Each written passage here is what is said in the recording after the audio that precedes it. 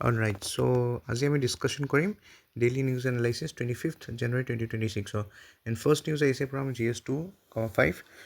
polity and governance. Okay, so it is related to the immigration expulsion from Assam Act 1950. It is how recently কি হৈছিলে আপোনালোকৰ individuals who were declared Bangladeshi nationals by the foreign tribunals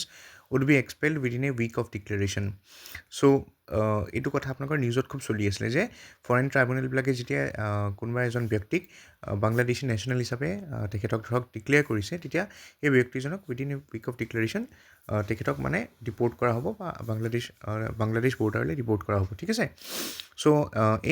এই নিউজটো related এখন act আছিলে আৰু সেইকাৰণে মই আনিলোঁ। এইখন এক্সামৰ পইণ্ট অফ ভিউ পৰা ইম্পৰ্টেণ্ট হয়। আৰু আণ্ডাৰ দিছ এক্ট আপুনি যদি চাই district commissioners have the right to evict declared foreigners by the foreign tribunal within 10 days and issue expulsion orders within 24 hours if citizenship cannot be proved. মানে কি কৈছে, এই আইনখনৰ ভিতৰতে আপুনি যদি চাই বা এই আইনখনৰ অধীনত যদি আপুনি চাই তেতিয়া কি হয়, ডি চিসকলে আপোনালোকৰ যোনখিনি এক্সপালশ্যন অৰ্ডাৰ হয় সেইটো 24 ঘণ্টাৰ ভিতৰতে, মানে কোনোবা এজনক যদি ফৰেন ট্ৰাইব্যুনেল এজ পাৰ ফৰেন ট্ৰাইব্যুনেল যদি কোনোবা এজনক ব্যক্তিক যদি বাংলাদেশ নেশ্যনেল ডিক্লেয়াৰ কৰা হয় তেতিয়াহ'লে DCs have the power to provide expulsion orders within 24 hours আৰু তেনেকুৱা মানুহজনক উইদিন 10 days, ঠিক আছে। তেখেতৰ মানে ডি চিসকলৰ তাত পাৱাৰ আছে ডেট উইদিন 10 days সেই ব্যক্তিজনক মানে ডিপৰ্ট কৰা হ'ব, ঠিক আছে। চ' ইভিক কৰিব পাৰে, মানে ৰাইট টু ইভিক বুলি কৈছে, ৰাইট টু ইভিক কৰিব পাৰি। তাৰপিছত ডিটেনশ্যন চেণ্টাৰত পঠাই বা কি হয় এইখিনি পিছত ফাৰ্ডাৰ ডিউ প্ৰচেছ হয়, বাট কথাটো তেনেকুৱা। এতিয়া আমাৰ অসমত যদি চাই যোনবিলাক ফৰেইন নেশ্যনেলছ আছে এতিয়া 4টা ফেচিলিটিত আছে এক্ৰছ আছাম। প্ৰথমতে গুৱাহাটী চেণ্ট্ৰেল জেইলত আছে, তাৰপিছত ধুবুৰী ডিষ্ট্ৰিক্ট জেইল, থাৰ্ডত কৰিমগঞ্জ ডিষ্ট্ৰিক্ট জেইল আৰু ফ'ৰ্থত মাতিয়া যোনটো ডিটেনশ্যন কেম্প হয় গোৱালপাৰা, ঠিক আছে। আৰু এটা ৰিপৰ্টো আহিছিলে যে এজ পাৰ ডেটা যোনটো আমি দিছোঁ তলত, এইখিনি যদি চাই মে' 2021 পৰা ডিচেম্বৰ 2025 ভিতৰত যদি চাই এতিয়ালৈকে ফৰেনাৰ্ছ কেছ ফৰেনাৰ যোনখিনি ডিপৰ্ট কৰা হৈছে এৰাউণ্ড 15-17 জন ফৰেনাৰ এতিয়ালৈকে ডিপৰ্ট কৰা হৈছে। এতিয়া যোনবিলাক কেছেছ মানে ডিছপ'জ কৰিছে বাই ফৰেনাৰ ট্ৰাইব্যুনেল, তাৰ ভিতৰত যদি চাই 59,757জন 59,757টা কেছ এতিয়ালৈকে মানে ডিছপ'জ কৰিছে। আৰু তাৰ ভিতৰত যদি চাই এৰাউণ্ড 30,264টা কেছেছত যদি চাই ফৰেনাৰ্ছ মানে ডিক্লেয়াৰ কৰা হৈছে তেনেকুৱা ব্যক্তিসকলক ফৰেনাৰ্ছ, মানে যোনটো 59,757ৰ পৰা যদি আপুনি বিয়োগ কৰে 30,264 মাইনাছ কৰে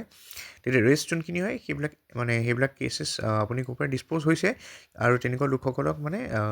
ফৰেনাৰ ডিক্লেয়াৰ কৰা নাই, অ'কে, নন ফৰেনাৰ হয়। ষ্টিল আপুনি যদি চাই অভাৰঅল আমাৰ অসমত যদি চাই 100খন ফৰেনাৰ ট্ৰাইব্যুনেল ফাংচন কৰি আছে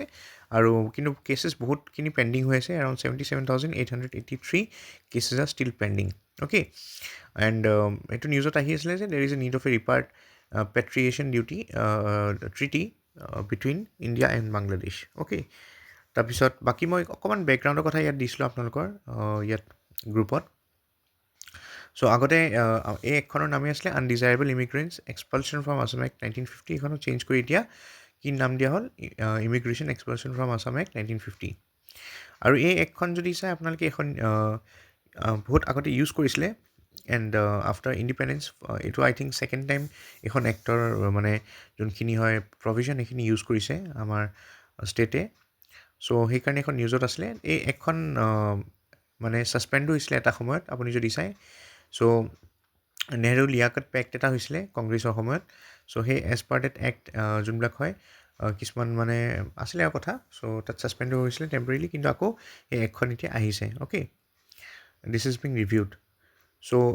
এতিয়া ৰিজনটো আপোনালোকে গম পাইছে, এজ 1950 চিনটো কিবা এটা আছিলে, ইয়াত এতিয়া বেলেগ এটা আছে। চ' ডেম'গ্ৰাফিক চেঞ্জ বহুতখিনি হৈছে অসমত, সেইটো কাৰণে এক্টখন আকৌ ৰিভিউ কৰা হৈছে, ৰিভাইভ কৰা হৈছে। তাৰপিছত foreigner tribunal in Assam continues to adjudicate citizenship disputes under separate laws, যেনেকৈ ফৰেনাৰ্ছ এক্ট আছে, NRC আছে। The revival of the act 1950 provides the state with an additional mechanism to expel individuals already declared foreigners. This is the South মই কৈছিলোঁ নহয়, this is the first major invocation of the act since its suspension in 1950. 1950 suspend কৰাৰ কাৰণ এইটো আছিলে কিছুমান communal rights and all হৈছিলে, সেইকাৰণে ছাছপেণ্ড কৰিছিলে নেহৰু লিয়াকত যোনখন পেক্ট হৈছিলে তাৰ আণ্ডাৰত। এতিয়া অসমত যদি চাই ফৰেনাৰখিনিক ডিটেক্ট কৰা বা ফৰেনাৰ যোনবিলাক ডিছপিউট ৰিলেটেড কেছ আছে সেইবিলাক আপোনাৰ ফৰেনাৰ্ছ এক্ট আছে, NRC ৰিলেটেড ডেটা কিছুমানো ৰিফাৰ কৰি কৰে বাট এই এখন যদি চাই আকৌ এইখন ৰিভাইভ কৰা হৈছে আৰু তাৰ দ্বাৰা আৰু মানে ইণ্ডিভিজুৱেল ফৰেনাৰ্ছবিলাক ডিটেক্ট কৰি এক্সপেল কৰা হ'ব চ' এইটো নিউজত আছিলে অ'কে ছেকেণ্ড নিউজ আপোনালোকৰ আছে নৰ্থ ইষ্ট ফাৰ্ষ্ট স্মাৰ্ট বায়' ইনফৰ্মেটিক্স লেব নেলিট চেণ্টাৰ যোনটো হয় within the campus of Guwahati university সেইটো ইনগ্ৰেট কৰা হৈছে নেক্সট থাৰ্ড নিউজ আছে আপোনালোকৰ গ্ৰামোত্থান প্ৰজেক্ট গ্ৰামোত্থান প্ৰজেক্ট কিহৰ লগত জড়িত হয় নামতে গম পাই it's integrated rural development programme আৰু এইটো লঞ্চ কৰিছে যোৱাকালি 26 জানুৱাৰী 2026ত এক্ৰছ 4 ডিষ্ট্ৰিক্টছ অফ আছাম আৰু এই প্ৰগ্ৰেমটো আণ্ডাৰতে কি হ'ব আপোনাৰ বেলেগ বেলেগ যোনবিলাক গ্ৰাম্য উন্নয়নৰ লগত জড়িত কিছুমান ইনিচিয়েটিভ আছে সেইবিলাক মানে ছাকচেছফুলি কেৰি আউট কৰা হ'ব আৰু এক্সপেক্ট কৰাইছে যে March 2027 rest of the districts will be covered in Assam pilot বেচিছত যদি চাই এতিয়া আৰম্ভণিত 4খন ডিষ্ট্ৰিক্ট এতিয়া ষ্টাৰ্ট হৈছে তাৰপিছত যোৱাকালি আপোনালোকে জানে 16th নেশ্যনেল ভোটাৰ্ছ ডে আছিলে ৰাইট আৰু এইবাৰ যদি চাই নেশ্যনেল ভোটাৰ্ছ ডে থিম কি হয় my India my vote next news আছে from GS 3,5 science and technology তাত আপোনালোকৰ ASTC যোনটো হয় বডিটো তাৰ বিষয়ে আছিলে নিউজত চ' ASTC আপোনালোকে জানে ফুল ফৰ্ম কি হয় Assam science technology and environment council এইখন কি হয় it's an autonomous organ of the science and technology department under government of Assam objectives কি হয় to promote science and technology in Assam and two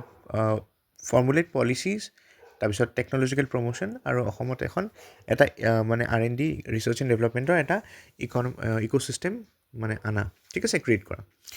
ASTC যদি চাই দুটা ডিভিজন আছে এটা হ'ল ছায়েন্স এণ্ড টেকনলজি ডিভিজন বুলি কয় এটা এনভাইৰনমেণ্ট ডিভিজন অকণমান বেকগ্ৰাউণ্ডত যদি চাওঁ 2002ত আপুনি যদি চাই Assam energy development agency AEDA set up কৰা হৈছিলে to act as a nodal agency for the union ministry of new and renewable energy ঠিক আছে আৰু তাৰ আণ্ডাৰতে আপুনি যদি চাই AEDA আণ্ডাৰতে আপোনালোকে কিছুমান প্ৰগ্ৰেম ৰান হৈছে এতিয়াও যেনেকৈ ৰিম'ট ভিলেজ ইলেক্ট্ৰিফিকেশ্যন 2008ত আপোনালোকৰ national action plan on climate change আনিছিলে তাৰপিছতে আপোনাৰ অসমত ক্লাইমেট চেল যোনটো হয় এটা নতুনকৈ চেল এটা খুলিছিলে আণ্ডাৰ ASTC চ' 2009ত কি হৈছিলে আপোনালোকৰ যোনটো আপোনালোকৰ এনভাইৰনমেণ্ট ডিভিজন হয় তাৰ ভিতৰতে আপোনালোকৰ এটা চেল খুলিছিলে so' it was named as the climate cell presently যদি চাই তেনেকুৱা মানে এনভাইৰনমেণ্ট ছায়েন্স এণ্ড টেকনলজি মিলাই পেলাই অ'ভাৰঅল 40টা এনভাইৰনমেণ্ট এণ্ড ক্লাইমেট চেলছ এতিয়া অসমত বৰ্তমান প্ৰেজেণ্ট আছে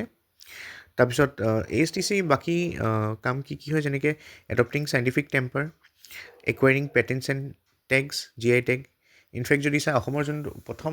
GI টেগ হয় সেইটো মানে একুৱায়াৰ কৰাত ASTCয়ে মানে এটা ইম্পৰ্টেণ্ট ৰোল প্লে কৰিছিলে অ'কে AI এৱেৰনেছৰ কাৰণে ASTCয়ে কি কৰিছে it has set up 5 robotic clubs in 5 ACs in collaboration with IIT Guwahati okay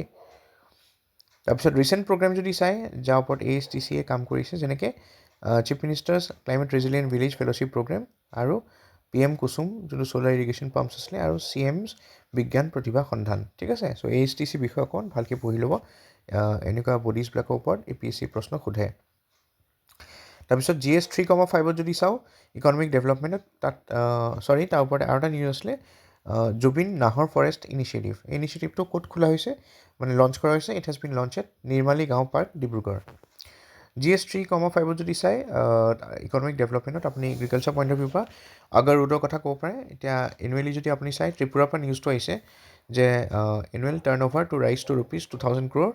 তাৰ কাৰণে foundation stone of 80 crore project launch কৰা হৈছে ইয়াত ফুলবাৰী ত্ৰিপুৰা অ'কে চ' এইখিনি নিউজ আছিলে আপোনালোকৰ যোৱাকালি 26 এতিয়া মই আজি বাকীখিনি লৈ আহিছোঁ 25ৰ আছিলে তাৰপিছত 26খিনি আজি লৈ আহিছোঁ তাৰপিছত নিউজ পেপাৰ এনালাইচিছ আকৌ অহা কাইলৈ 28ৰ পৰা মই ষ্টাৰ্ট কৰিম কাৰণ 26ত যিহেতুকে বন্ধ আছিলে সেইকাৰণে 27ত আজি নিউজ পেপাৰ নাই সেইকাৰণে মই 28ত আকৌ লৈ আহিম analysis okay so' thank you for ৱাচিং this video' and have a great day head